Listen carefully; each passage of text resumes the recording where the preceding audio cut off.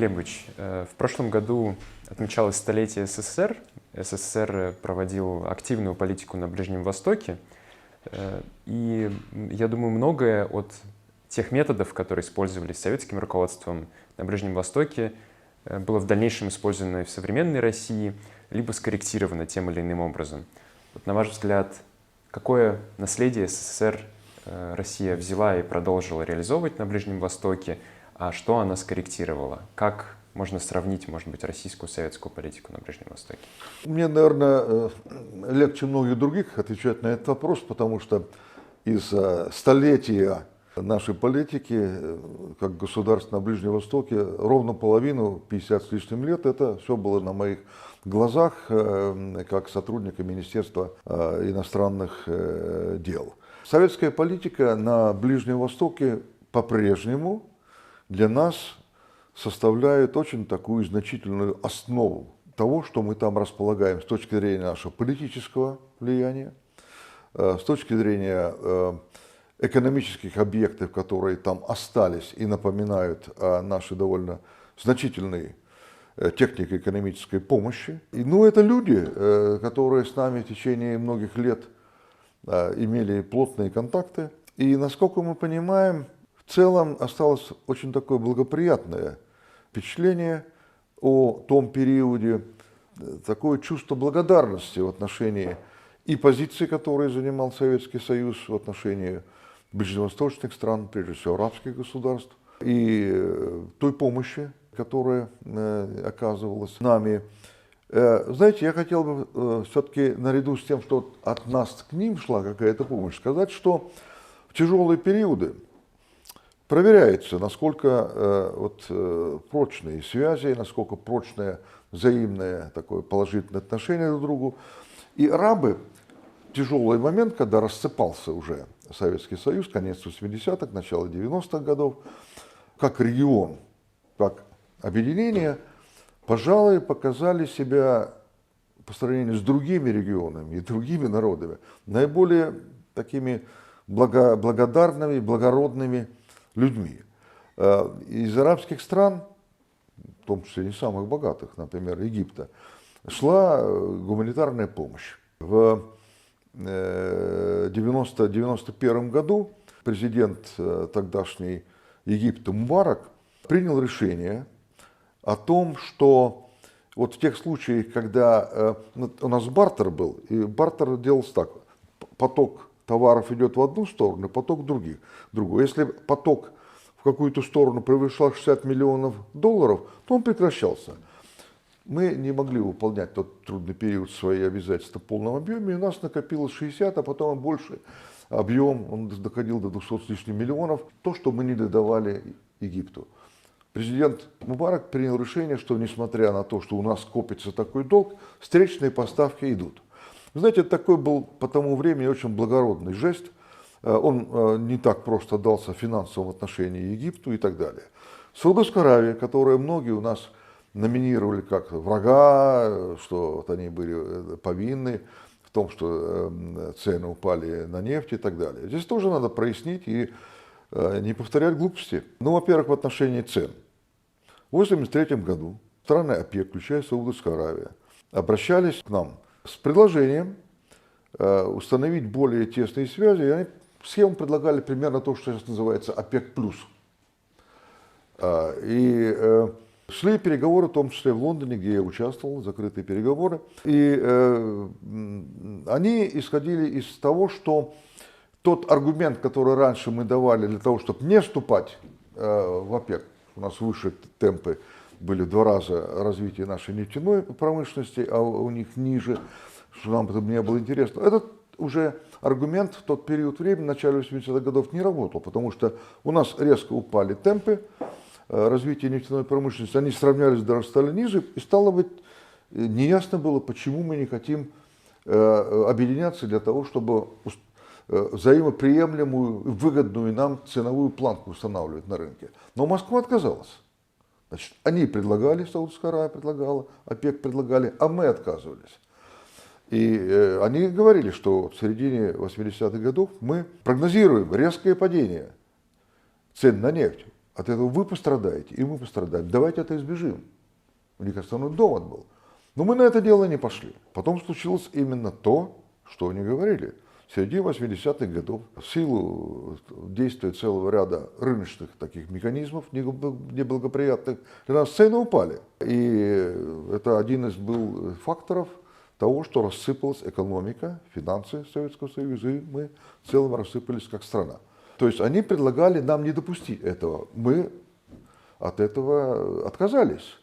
Поэтому вот кого надо винить-то? Надо, наверное, винить вот не совсем правильных наших стратегов политических того периода времени. Потом мы еще долго тоже не вступали в той или иной форме в такую тесную связь с ОПЕК. Только в 2016 году дозрели до решения, которое сейчас называется группа ОПЕК+, которая эффективно более-менее работает и помогает обеспечить более приемлемые цены на энергоносители, прежде всего на нефть. А по какой причине мы тогда отказались? Когда? В 80-е годы. По причине недальновидности и некомпетентности тех людей, которым поручали проработку этого вопроса. Давайте сейчас такое время у нас горячее, сложное, и пора уже вот отказаться от таких, знаете, полурешений, неполной информации, не совсем точных оценок ради сохранения, для кого-то какого-то комфортного представления, как они работают. Плохо работали. Плохо работали, некомпетентно работали, неправильное было решение принято. От этого пострадали все мы, и Советский Союз в целом. Это надо знать, это уроки истории. Нужно было энергично, наоборот, стремиться к тому, чтобы достичь соглашения с недобывающими странами и вместе дрессировать планку на нет, уже в тот период времени. Идем дальше. Саудовская Аравия, с которой у нас отношения такие были сложные, в частности из-за Чечни, у нас разные были оценки. Тем не менее, все-таки как государство по большому такому формату, они не были заинтересованы, чтобы просыпался Советский Союз. Все-таки элемент баланса был более приемлем, чем создание одного крупного, наиболее сильного центра в виде Соединенных Штатов Америки, с которым они этим центром дружили, но и правильно делали, что ожидали иногда какого-то излишнего давления и так далее. Они знали природу американцев очень хорошо. Поэтому в октябре 1991 года в ситуации крайне тяжелой у нас, наша страна начала уже рассыпаться, и это было уже после путча, они предложили нам оказать огромную финансовую помощь путем поставок товаров по списку, которые мы должны были... То есть они готовы были оплатить.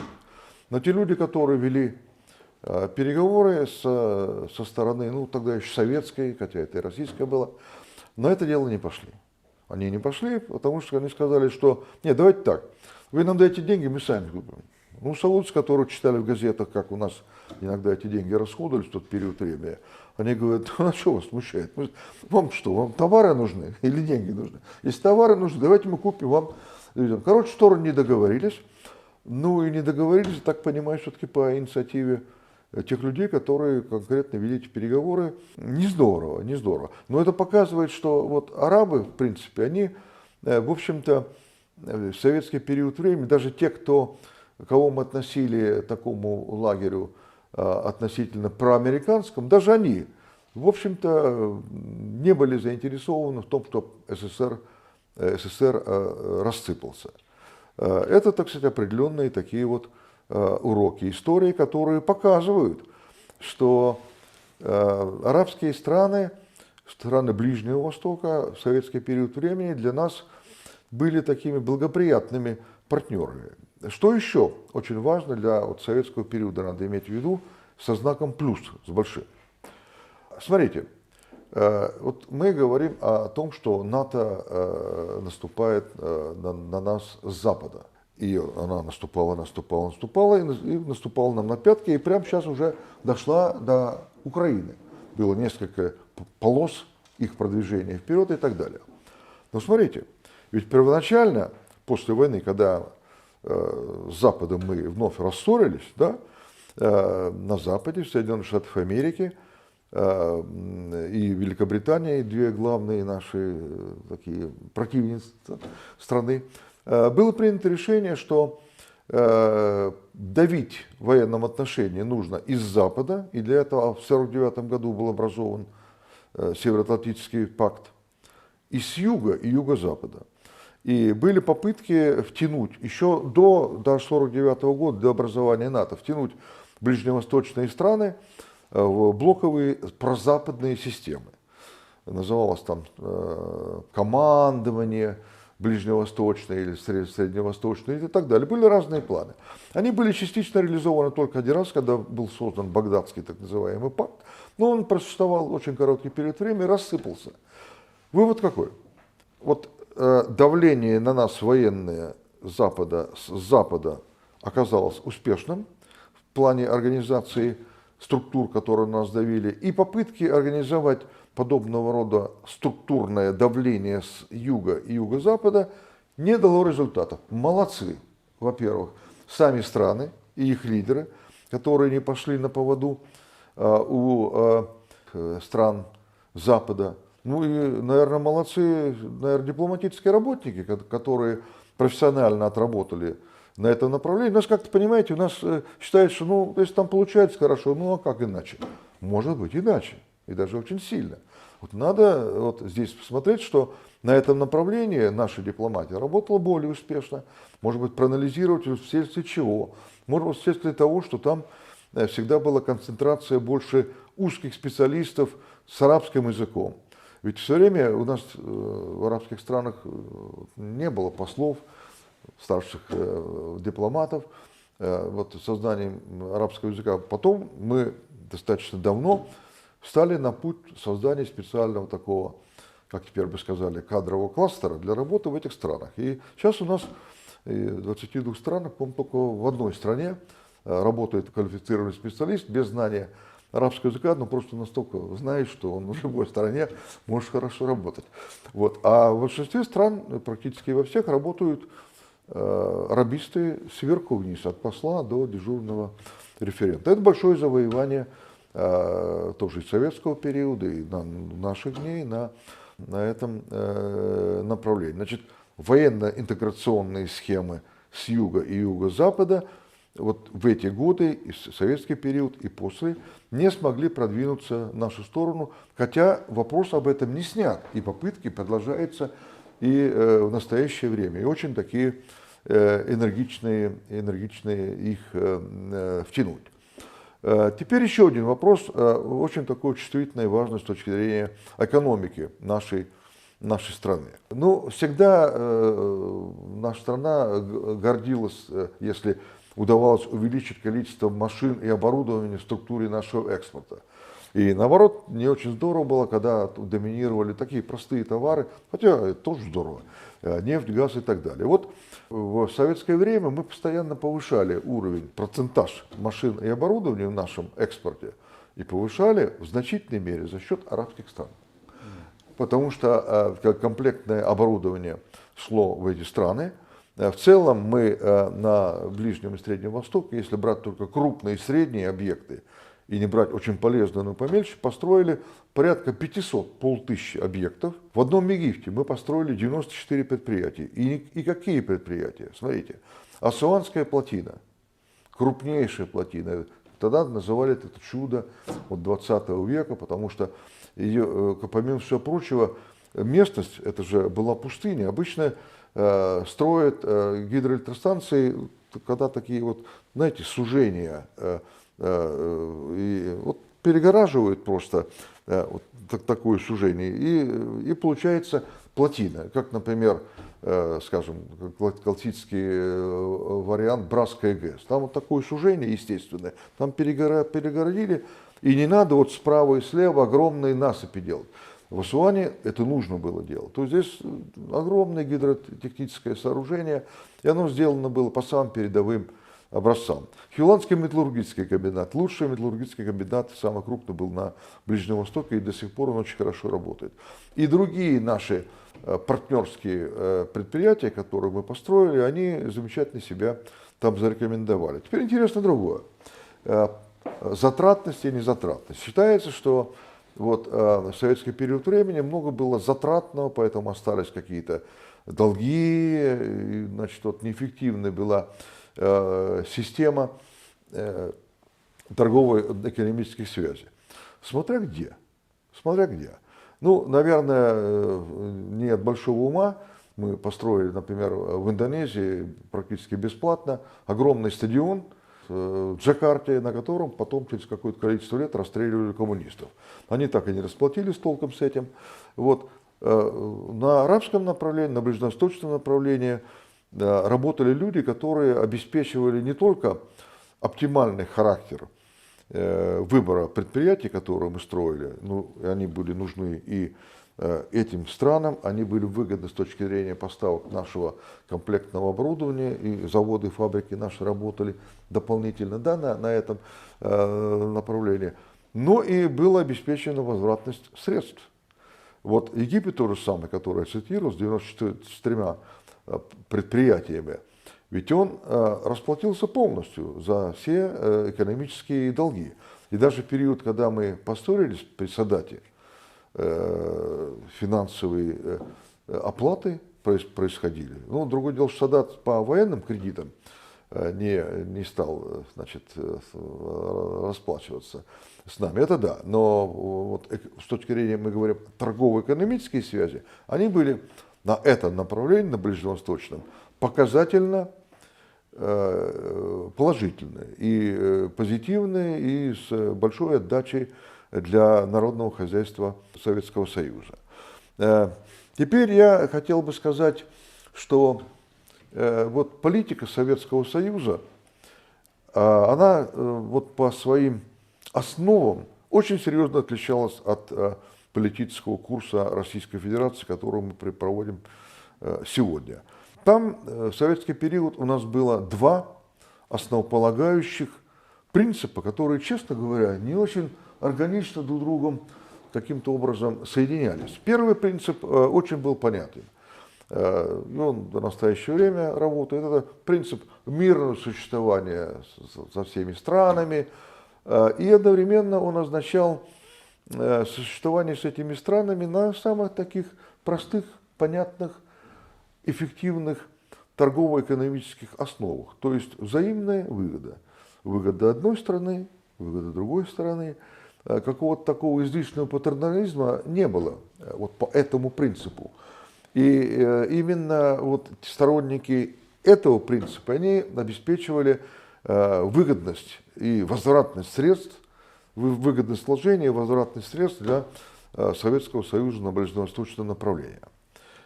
Это понятный такой принцип, он работает до настоящего времени, чуточку в видоизмененном плане. Но был другой принцип именно Советского Союза. Он назывался принцип пролетарского интернационализма. Значит, что это на самом деле означало? Это означало то, что СССР, как государство социалистическое, государство рабочих и крестьян, должно помогать рабочим и крестьянам других стран. И помогать на братских, патроналистских, товарищеских условиях, когда можем там даже и бесплатно что-то поставить в виде дара и так далее. Такое было. Но, понимаете, вот, скажем, этот принцип, с ним не все были, конечно, вот, согласны. И наверху, и среднее звено, и низшее звено. То есть они говорили, что мы вот от души помогаем этим странам, мы социалистическая страна, мы по-товарищески себя ведем в отношении вот тех, с кем нам там приходится иметь дело. Ну, наверное, вот на этом надо остановиться.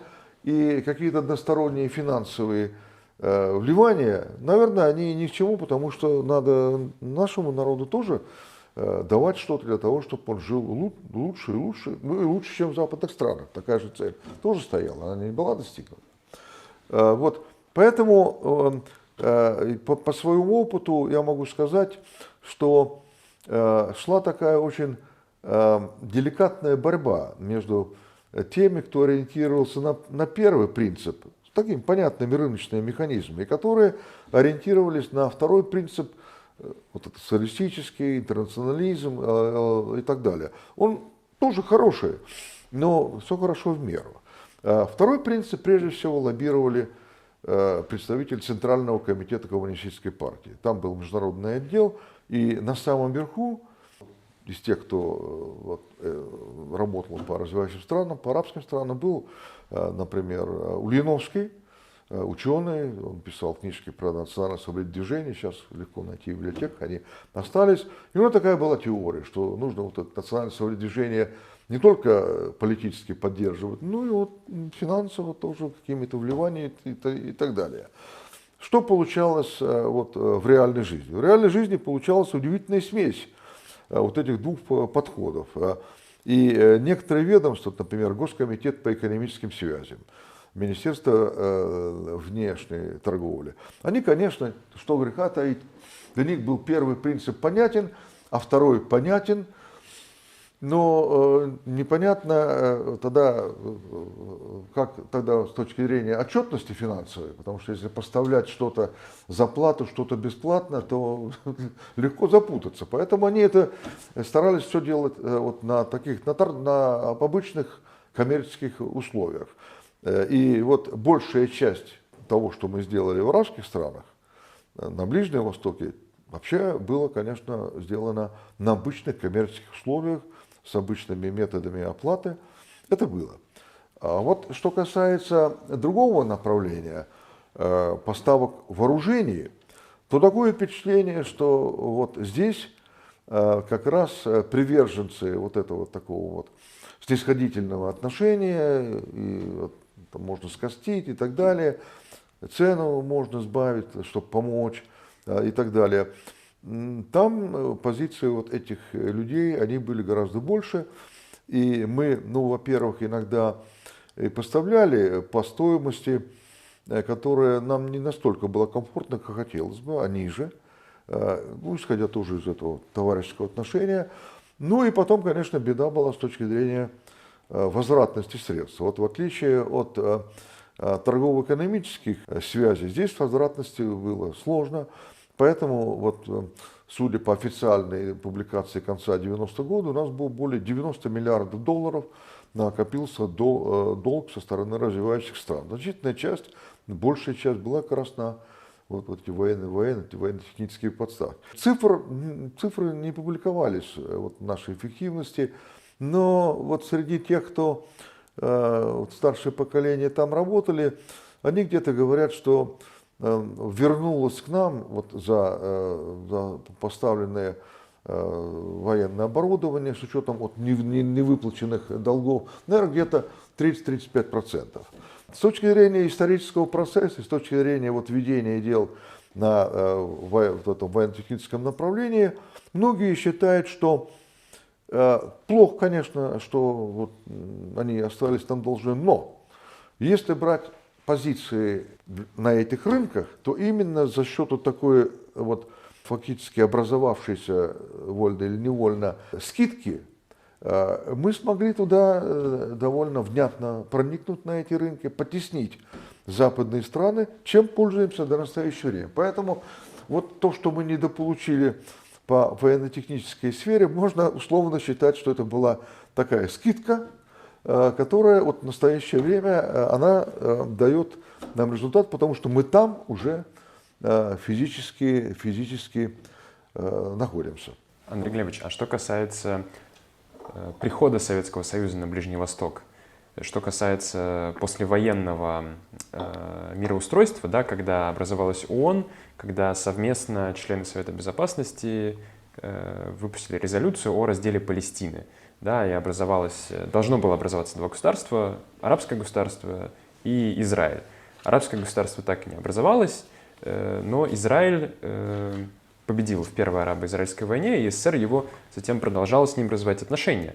Да, а чем была обусловлена вот эта вот концепция Советского Союза, почему он участвовал вот в этом процессе раздела Палестины? Ну, давайте вот про вот этот деликатный вопрос, связанный с тем, что Советский Союз поддержал резолюцию Организации Объединенных Наций о разделе Палестины, о создании фактически государства Израиль. С чем это было связано? Потому что до сих пор вокруг этого события очень много идет спекуляций. Многие упрекают нас за то, что мы поддержали это. И здесь важно разобраться, именно почему таким образом получилось. Ну, во-первых, вы знаете, вот об этом решении разделе Палестины, исходя из того, что мы знаем сегодня, и того, что мы знали, и что в то время было, это разные вещи. Это разные вещи. Сейчас нынешние оценки могут быть объективными только в том случае, если мы окунемся в события и в реалии того времени. Ну хорошо, вот возьмем 45-47 год, решающий, вот эти 48-й год, решающий период, когда, собственно говоря, и вот определилось будущее Палестины. Организация Объединенных Наций приняла решение о разделе на два государства и так далее. И мы голосовали за это решение. С чем это было связано? Ну, это было связано с той ситуацией, которая была во время войны и самый первый послевоенный период, когда готовилось решение по Палестине. А что знало наше руководство, какая она имела информация? Во-первых, мы имели очень хорошо подготовленную, внятную информацию от еврейских и сионистских организаций, которые, как показывают не только рассказы дипломатов, с которыми я разговаривал в тот период времени, но и архивные материалы это доказывают. У нас в начале, в середине и до конца войны были каналы связи между Советским Союзом и еврейскими и сионистскими организациями. Было два в основном канала связи. Первый канал связи это было в Лондоне и вел переговоры известнейший наш посол, политический, дипломатический деятель, академик Майский.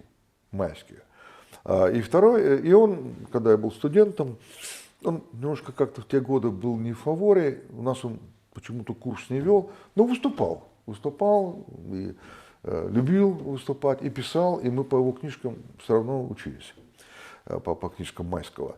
Вот. А более для меня такой был источник, что ли, подробный, это Сергей Александрович Виноградов, который во время войны поддерживал другой канал связи в Анкаре, в Турции, между Россией, Советским Союзом и вот этими еврейскими сионистскими организациями, которые там тоже выходили на него, потому что считалось, что Анкара, она каким-то образом, ну, что ли, старшая среди всего того, что находится на Ближнем Востоке, потому что там была оккупация британская, ну, уже эти столицы, они не очень функционировали, даже Каир, где мы в 1943-1944 году свое такое политическое, дипломатическое присутствие уже имели, но все равно Анкара была на особом счету. Вот от Сергея Александровича, у которого я потом впоследствии стал его помощником, конечно, он много что мне рассказывал, вот эти контакты, которые происходили во время войны, и на него выходили представители этих организаций. О чем они говорили? Это очень интересно.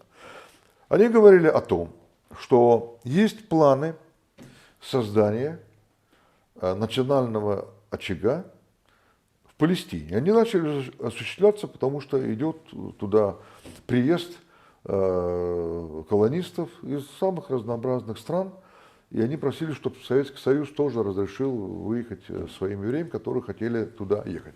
Но в основном в военный период времени речь шла о тех евреев, которые находились на территории европейских стран и которые попали под мясорубку и злодеяния, которые сейчас называются Холокост. И в эти дни как раз мы с вами отмечали Международный день памяти жертв Холокоста, и президент встречался с представителями наших еврейских общин. Вот, значит, еврейские общины в тот период времени говорили нам о том, что в случае образования этого государства Советский Союз будет иметь надежных партнеров, которые уже вот во время войны себе зарекомендовали как сила последовательно антифашистская.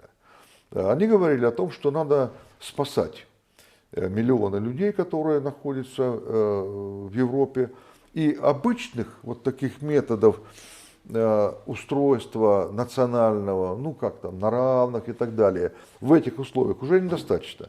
Нужно дополнительные какие-то такие организационно-политические меры в виде создания национального очага и переселения тех людей, которые уцелеют во время войны, во время гитлеровских вот этих вот всяких злодеяний. О злодеяниях. Мы об этом впервые начали узнавать в декабре 1942 года, когда Информбюро Народного комиссариата иностранных дел 10 декабря 1949 года впервые опубликовало большое сообщение о злодеяниях немцев на территории Европы, о том, что там создаются концентрационные лагеря, на территории Польши, там речь идет уже о 4 миллионах людей, что там пытки, там газовые камеры и так далее. То есть, начиная с конца 1942 года, люди узнали вот о том, что происходит, и одновременно сионистские и еврейские организации стали ставить вопрос о том, что нужно, ну, во-первых, попробовать как-то спасти, так? И второе, нужно, если когда война кончится, сделать так, чтобы скомпенсировать народ, который пострадал, наверное, он в процентном отношении пострадал больше всех. Что еще говорили вот нашим представителям, и Майскому, и Виноградову, представители еврейских организаций? Они указывали на то, что еврейские массы, они в военный период времени делали все то, что могли для оказания содействия тем людям, которые сражаются на фронтах. Что они работают на предприятиях, которые выпускают военную такую продукцию, которая идет в Англию и в другие страны, которые противостоят гитлеровцам. И что они вот находятся явно совершенно, ну, естественно же, как пострадавшая сторона, в лагере тех, кто выступает против гитлеровцев. С другой стороны, они приводили данные конкретные, с фамилиями, с конкретными в отношении того, что в ряде арабских стран расцветает коллаборационизм и всякого рода связи с гитлеровским фашизмом. Они приводили фамилии известных людей. При проверке оказалось действительно так. Поэтому получалось что? Что вот сионистское движение и еврейское движение номинировало, и это было так, как антифашистская сила. С другой стороны, они показывали, что те конкретные люди, которые находились в арабских странах, в ближневосточных странах, ну, они, в общем-то, по меньшей мере нейтрально себя вели, а многие фактически подыгрывали государственному. И это было, правда, действительно так. Поэтому вот к 1947-1948 году у нас сформировалось такое вот мнение в отношении того, что Израиль, в случае его образования, он будет проводить такую, ну что ли, ну, более правильную позицию, может быть, даже и по отношению к Советскому Союзу. Тем более, что вот в контактах с нами сионистские и еврейские представители, они говорили о том, что по своему складу, вот те организации, которые сейчас хотели бы прийти к власти в Израиле, они очень близки к таким социалистическим идеям, ну, у них, правда, своеобразные, но у них вот, будет очень развито профсоюзное движение. Профсоюзное движение это уже близко к такому левому движению. И они давали понять, что чуть ли вообще не социалистическим государством будет Израиль, что там будут кибуцы, практически ваши колхозы и так далее. Вот совокупность этих факторов и привела вот к определенной точке зрения в отношении того, что происходило на Ближнем на Ближнем Востоке. Ну, но главным было все-таки другое, почему мы за этот вот голосовали, и что уже в тот период времени Андрей Андреевич Громыко, который курировал этот вопрос в нашем руководстве в Министерстве иностранных дел, и который выступал с исторической речью по мотивам голосования по резолюции по разделу Палестины, он сказал, что вообще для нас комфортно было бы создание единого демократического государства, где все были бы на равных, и евреи, и арабы, палестинцы. Это наш вот план, который бы мы хотели продвигать. Но его никто не хочет реализовывать. Ну, мы за, но никто не хочет. Так что тогда, блокировать все остальные планы?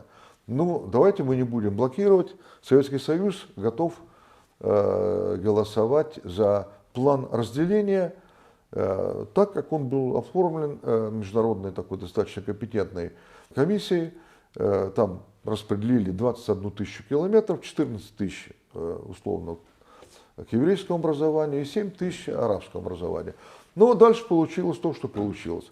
Евреи, с одной стороны, признали, а с другой стороны, необоснованно рано, 14 мая, они должны были осенью провозгласить государство Израиль, они тут же поспешили, и это еще больше подтолкнуло арабов к негативной реакции. Тут обе стороны друг другу помогали с точки зрения враждебности. Началась война, ну и потом она была проиграна, и 7 тысяч километров, обещанные вот арабам, палестинцам, остались вот у государства Израиль. Значит, вот это стартовый раскол на Ближнем Востоке, он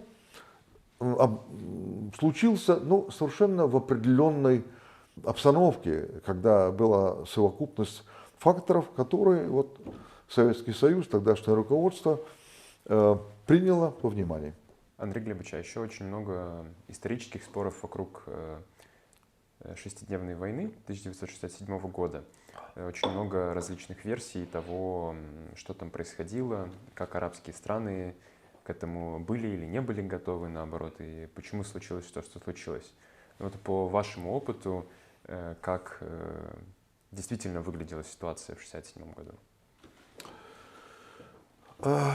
Ну, конечно, не до конца этот вопрос четко изложен.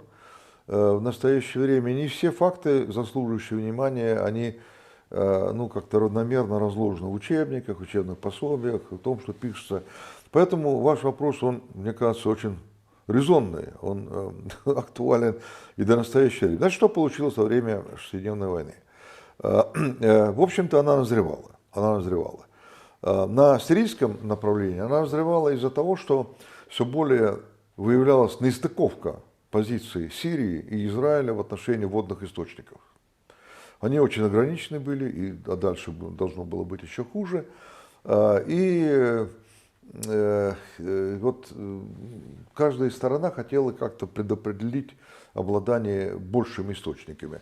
В большей мере вот такое проявляли несогласие все-таки израильтяне. То есть они в большей мере инспирировали сложности. Но на поверхности выглядело как раз наоборот.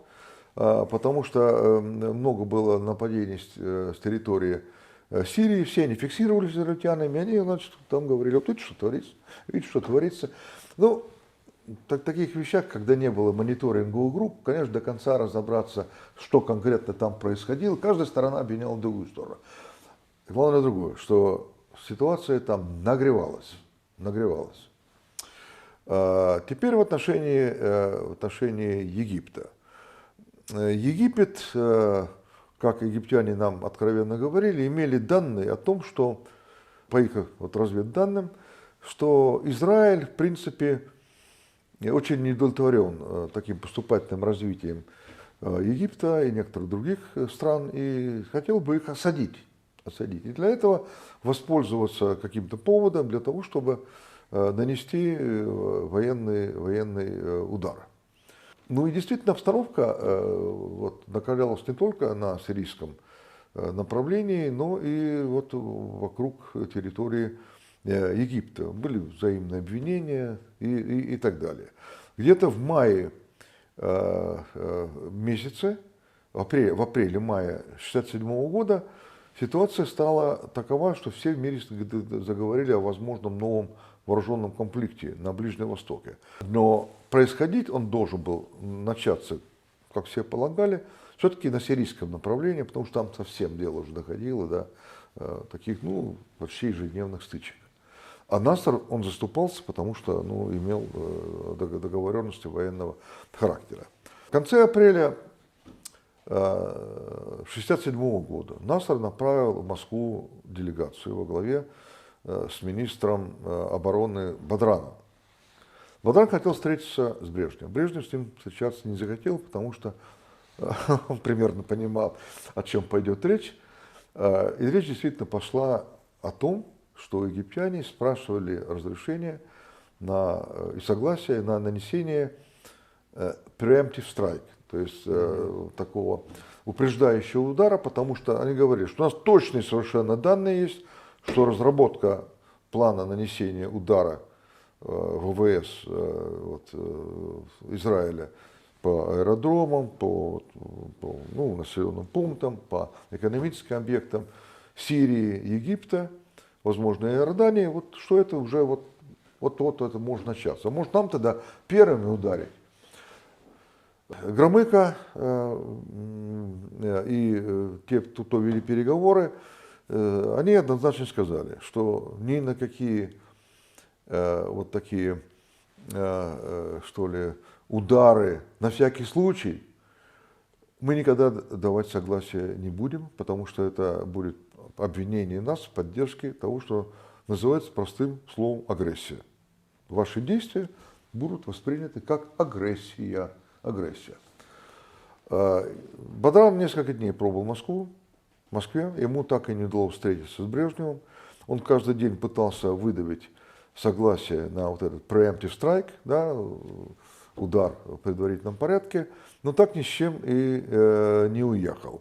Да, мы, в общем-то, каких-то гарантий ему не давали, хотя обещали поговорить с израильтянами, подуспокоить их, чтобы они действительно не были. Но вы понимаете, одновременно с этим тот же Наср, он, наверное, не до конца рассчитал силы, потому что, в принципе, если так суммарно сложить танки, самолеты и так далее, соотношение было все-таки выгодно более арабам, и неплохие были вооружения. Где-то, наверное, если так 100%, то у арабов где-то 65-70 было у израильтян. То есть соотношение было в сторону, было выгодно для арабов. Но это такая механическая вещь, на проверку это не получается. Вот эти вещи. Что получилось дальше? Наср попробовал взять гарантии у Тана, генерального секретаря, и тот пообещал так довольно невнятно, что поговорить с израильтянами, да, не здорово, мы будем бороться за мир и так далее. Он обращался с американцами, но с американцами отношения были так себе, и американцы так не очень все это дело воспринимали. И потом случился этот удар со стороны Израиля, который израильтяне и сирийцы, конечно, парировать не смогли. И в первые же часы, или даже десятки минут, ударная сила Египта, ВВС, танки, они были рассыпаны, разбиты точечными ударами ВВС Израиля. Собственно говоря, в течение первых часов война была в основном проиграна, хотя она продолжалась там дальше и так далее. Теперь, значит, мы, после того, как война началась, дважды требовали от Израиля, чтобы он остановил военные действия.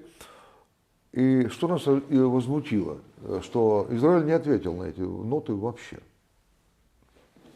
Мы-то порвали отношения.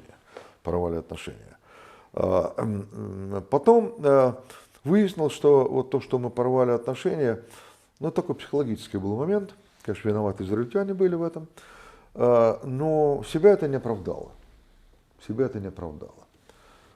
Через 4 года, когда власть в Каире изменилась, и к власти пришел Садат, у него был такой тезис, что ключи урегулирования лежат в руках Соединенных Штатов Америки. В качестве довода он приводил, что США имеют выход и на арабов, и на нас, и на Израиль.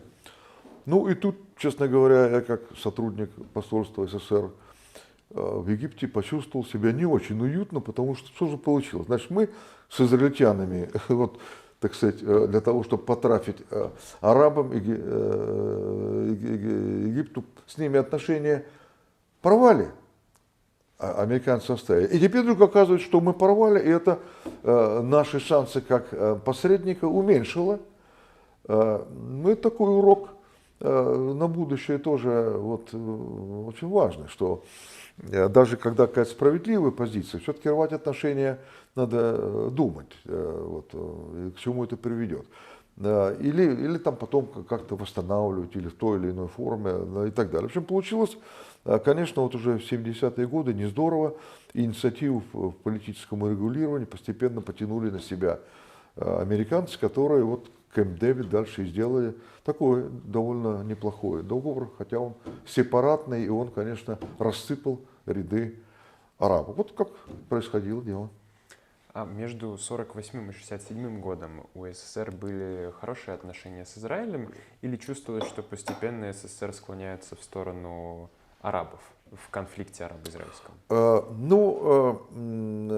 В общем-то, весь этот период, в основном, несмотря на поддержание, только один раз мы там какое-то время прерывали дипломатические отношения в начале 50-х с Израилем, мы поддерживали вот до шестидневной войны отношения с Израилем.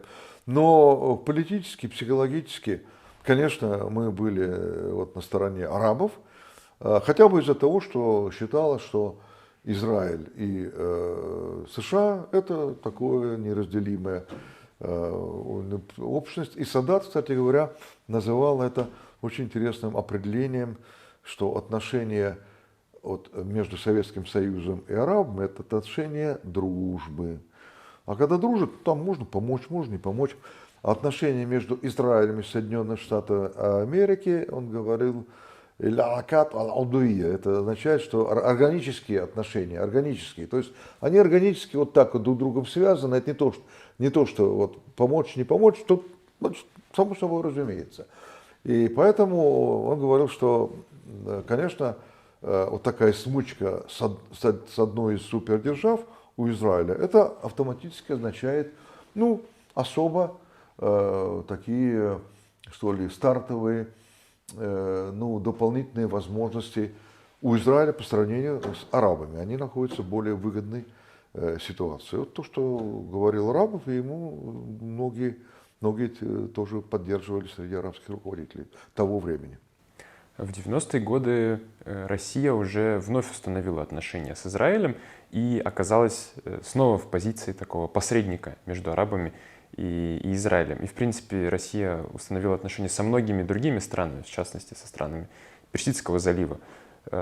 Можно ли считать, что теперь российская политика на Ближнем Востоке такая, может быть, самая сбалансированная из всех, которые есть, и Россия стремится учитывать уроки прошлого и взаимодействовать со всеми сторонами?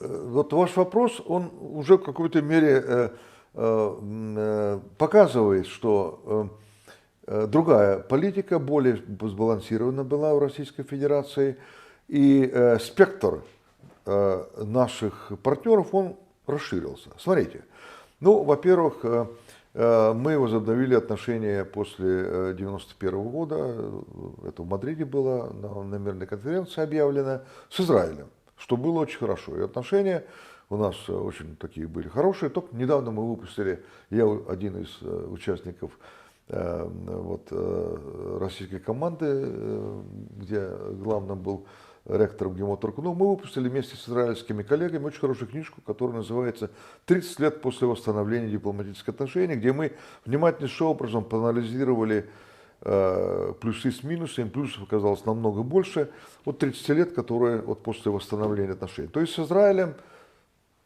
положительно было, положительно, совсем другие отношения, их таких близко даже не было. А мы умудрились каким-то образом. Значит, даже в период, когда вот был Козырев и когда был президентом Ельцин, сохранить очень добрые, позитивные и даже упрочить отношения с палестинцами. С палестинцами. И вот вы знаете, есть такие упрощенные оценки, и они тиражируются людьми, которые много пишут и мало знают. У нас такой образовался в настоящее время кластер. Людей они на любую тему могут писать. Знаете, и вот кто-то там сказал, что вот мы ушли там в 90-е годы с Ближнего Востока. Но не совсем так. Не совсем так. Да, Ельцин интересовался гораздо больше отношениями с США, и, значит, и отношениями с Западом. В 1994 году, я помню, нам очень не понравилось дипломатам, выступая у нас на активе в МИДе, он сказал, что вообще по-настоящему мне нравится только та работа бойкая, которая ведется на американском и на английском направлении, остальные меньше. Ну и где эта бойкая работа? Какие результаты? С Англией, с Америкой. Мы с ними подружились. Значит, оценки были не очень правильные. То есть Борис Николаевич, конечно, не мастак. Но, несмотря на то, что он был президент, и была президентская политика, все-таки большое количество было людей, которые занимались этой политикой. В том же самом Министерстве иностранных дел. Да, Козырев, он тоже больше интересовался Западом, и там был, хотя он не отказывался и приезжал с визитами. Я эти визиты организовывал, например, в Египет, и визиты были достаточно нормальные. Вот. Хотя там тоже определенные огрехи были, и, ну, видно было, что иногда он просто отрабатывал, ну, он отрабатывал вот эту линию, но там было другое. Он мало занимался в Ближнем Востоке, и слава богу, занимался его заместитель Борис Ильич Колоколов, который занимался от души, занимался очень хорошо, квалифицированно. Он крупная такая дипломатическая и политическая фигура, был заместитель министра по Ближнему Востоку и Африке все 90-е годы. И он был посол в Тунисе, и не абы какой, а очень успешный. После него пришел Посовалюк, арабист, известный и так далее. Он пришел в 95-м году. Ну, какие-то претензии были по Савлюку и той политике, которой он был. Нет, мы в тот период времени все-таки по тем возможностям, которые у нас были, мы довольно успешно работали. И смотрите, я как раз сейчас собираюсь написать об этом, может быть, более подробно. Вот, значит, смотрите, мы со странами залива, с Саудовской Аравией восстановили отношения, потому что до этого по-настоящему у нас были нормальные отношения только с Кувейтом в советский период времени. Остальными только начинали. И Йеменом, который потом слился с Южным Йеменом, который слился с Северным Йеменом и стал другим государством, не социалистическим, не просто социалистическим. Вот, то есть залив стал по-настоящему для нас партнерским таким большим куском арабского мира и очень богатым. Оттуда и родилось, что мы в начале разговора говорили, ОПЕК+, и так далее. То здесь позитив безусловный. Мы вот в этот период времени тоже, я бы сказал, умудрились, это не так просто было, ну, такие создать хорошие отношения с Ираном, который первоначально после революции 1979 года считал, что в мире есть две сатаны. Одна на Западе сатана, США, другая на Востоке, Советский Союз. Про сатану больше никто не вспоминал уже в 90-е годы, а мы, наоборот, как-то дружили. С Магрибом. С Магрибом отношения России были более такие стабильные, устойчивые, чем во времена Советского Союза. Ну и в целом, ну а с теми, с кем мы до этого имели отношения, ну, старались поддерживать. Плюс к этому, все-таки, вот мы уже говорили вот об этом принципе пролетарского интернационализма, иногда он все-таки сказывался. Ну, например, в советский период времени, скажем, мы делили на страны прогрессивные, социалистической ориентации. Это Египет до 1971 года, Насровский, это Сирия с басийским режимом, это Южный Йемен, наиболее близкий по духу социалистическим странам. Вот, это Алжир в отдельные периоды своего, так сказать, развития. Ну и, пожалуй, все. И им отдавался определенный приоритет. А другие, они рассматривались как такие, ну, что ли, прозападные и так далее. И иногда вот это деление оказывало негативное влияние. Например, вот такой приведу очень важный, чувствительный для наших позиций факт. В 1982-1983 году мы практически были готовы восстановить отношения с Саудовской Аравией. Практически были готовы. В частности, из-за того, что тогдашний наследный принц Фахд, он выдвинул инициативу по ближневосточному регулированию, которая была очень близка к доктрине Брежнева. Там очень много совпадало, практически все. Ну, нам это импонировало, и должна была приехать в Москву делегация во главе с Саудом Фейсалом, министром иностранных дел Саудовской Аравии. Ну, для того, чтобы уже вот не только продвинуть эту инициативу и посмотреть сложение наших условий по ближневосточному регулированию, ну и договориться о восстановлении отношений. Ну и министр дал указание проработать вопрос, работали, все за. Ну и потом Асад, президент Сирии, он дал знать, что Сирии это не нравится. Что если Советский Союз установит с таким реакционным проамериканским режимом, как саудовские отношения, то вот, сирийская прогрессивная общественность многих арабских стран будет в недоумении. Чего это вот Москва вдруг установила такими, которые братаются с американцами и так далее. Ну, в Москве как-то вот, ну, отложили. И отложили на 9 лет. Ну, время-то бежит. И как раз в эти 9 лет произошло вот то, о чем мы говорили в начале нашей беседы, облом на рынке нефти. Если бы у нас были отношения, может, мы смогли бы каким-то образом залатать те дыры, которые были в этот период времени. Но у нас не было отношений, а они уже обиделись в 1994 году в Сауде, что мы так это нос воротили от предложения стран ОПЕК войти вот в такую согласовательную схему.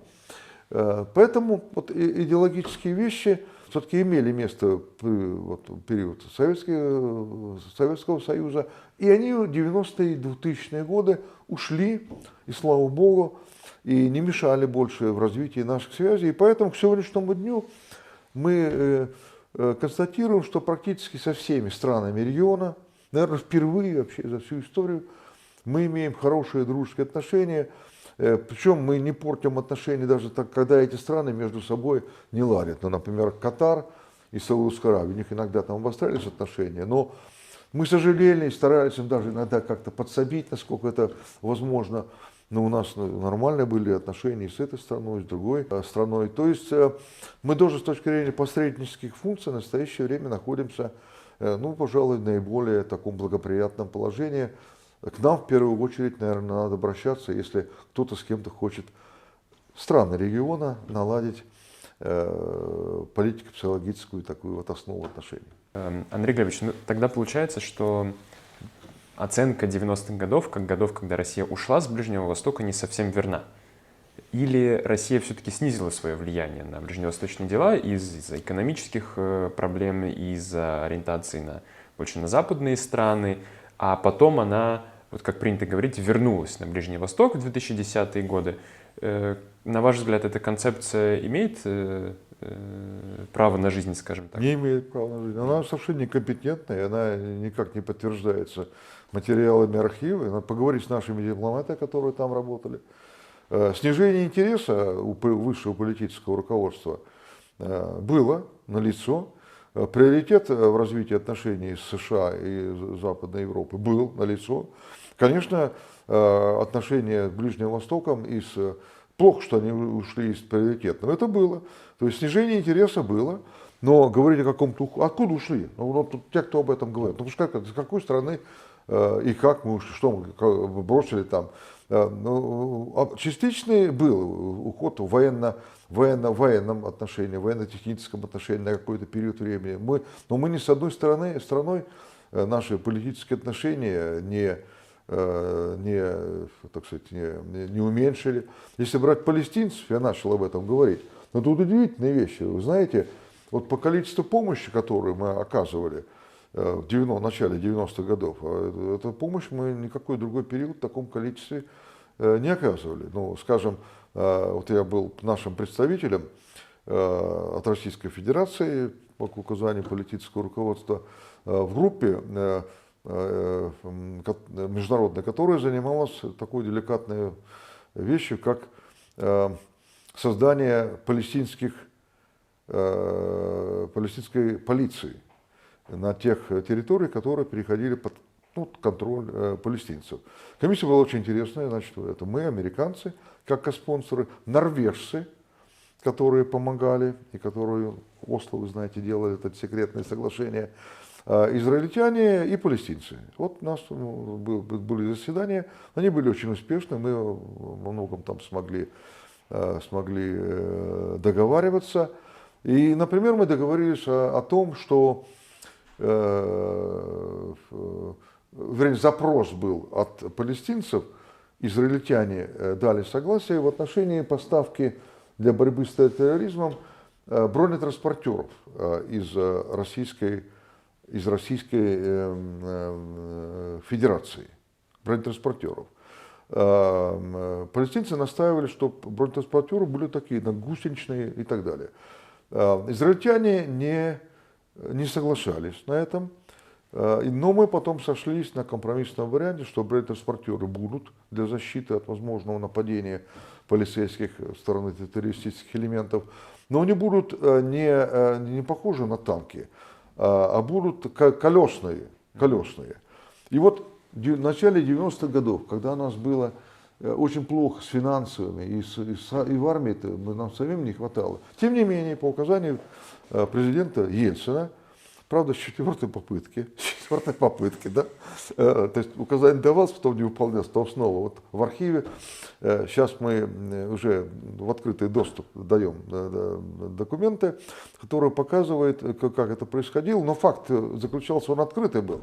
Мы палестинцам в тот период времени по их просьбе действительно поставили несколько десятков вот этих бронетранспортеров, что было довольно такой подарок дорогой. Это начало 90-х годов. Поэтому вот этот разговор о том, что мы все побросали, откуда ушли, он не совсем точный. Он требует своего так сказать, нюансированного объяснения, сокращение определенное нашего влияния, может быть, и происходило, но мы ничего не бросали. И надо сказать спасибо тем людям, которые в то время там работали и обеспечивали сохранение наших позиций. Вы знаете, что определенное количество времени наше посольство, вот, например, в 1991 году, они трудились на общественных началах, потому что мы из Москвы не присылали заработную плату. Никто не уехал, ни дипломаты, ни даже технический состав, который приехал туда, что тут говорить, приезжали технический состав подзаработать, там вообще зарплат не платят. Так вот, все-таки насколько у нас народ хороший, значит, они даже в таких условиях продолжали ударно работать в этих тяжелых и климатических, и психологических условиях, продолжали работать и продолжали защищать наши интересы. Поэтому вот весь этот период времени я считаю, что те люди, которым было доверено ближневосточное направление, они молодцы, они хорошо, ровно работали и смогли сохранить, упрочить наши позиции. Поэтому вот эти байки про то, что там кто-то что-то как-то, они требуют очень серьезного рассмотрения, очень такого подробного фактического доказательства тех или иных тезисов. Вот так. Поэтому я думаю, что итоговая все-таки наша оценка, она должна быть со знаком плюс. Андрей Глебович, спасибо большое за ваш такой интересный рассказ о советской и российской политике на Ближнем Востоке.